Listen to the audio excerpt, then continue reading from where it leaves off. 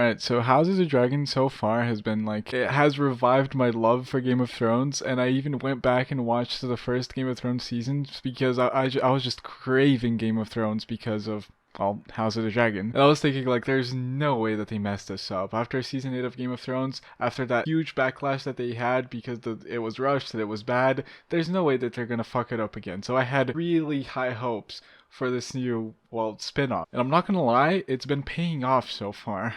But I am scared, man. The first two episodes were fucking masterpieces for me. I guess the only complaint I even had about the first two episodes is that the first episode felt a little bit too fast. And I heard a lot of people saying the opposite, that it was quite slow, and I completely disagree. I think that with how many characters are in this show, they should have, introduced us a little bit more to them before, well, jumping into the conflict. But I guess there's a lot of things that they want to tackle, and it just has to be fast. So I excuse that, and it didn't even bother me that much because the consequent episodes explained the things I wanted to be explained. But this last episode, first of all, I had fucking gigantic hopes for this. When episode 2 ended and it was like they were on the edge of going to war with the crab feeders, I was like, this is gonna be fucking insane, you know? I'm not gonna lie, I was a little bit disappointed with the whole war with the crab feeders not being this big massive fight, but I guess it's okay because this is not a very action focused show. It's more like politics, and it's great, don't get me wrong, but that's not the reason I'm scared. I want to talk about specifically an action scene. At the end of episode 3, Daemon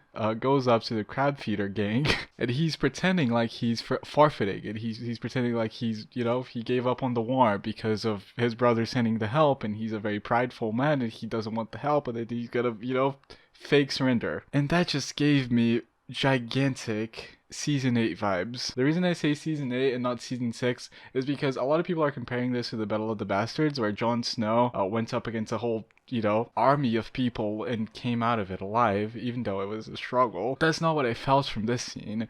It was like, I kind of felt the plot armor there. I might be wrong, a lot of people might disagree with me, but how the fuck does he survive that? He's literally going into enemy territory, and they know that they can just kill him, and then, Daemon is going to be dead until they have no real contestants anymore. Why would they send like 5 people to go check on him? And, just send them one by one? I know that they probably were thinking that, the dragon was gonna come in and kill everyone. But why didn't they fucking volley at him then? Rain arrows on him and fucking murder him then? Also, I don't see how after he's already, full on god mode, he doesn't get hit by a single arrow from like the first 3 volleys, and him just going up and killing everyone while arrows are flying at him. It was very unbelievable for me. Now there's the argument that Daemon is a very skilled fighter, and that he is. He's very into, fighting. He's always been like this. But it doesn't explain how he wins every single fight.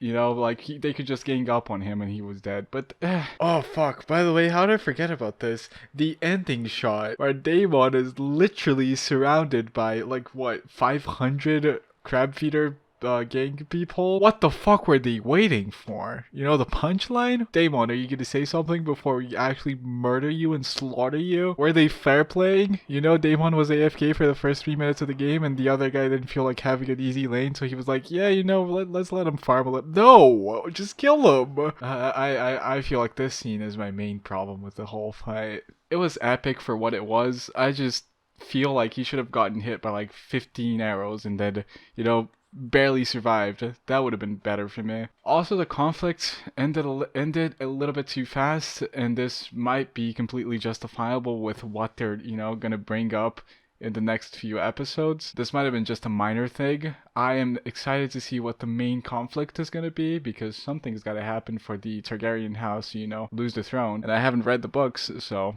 yeah, I'm excited, but I just feel like they don't keep this up. I hope that this is just a one-off epic scene, that they want to get people hooked into the show, and they show that, just like the Battle of the Bastards. I'm more into the realistic side of Game of Thrones.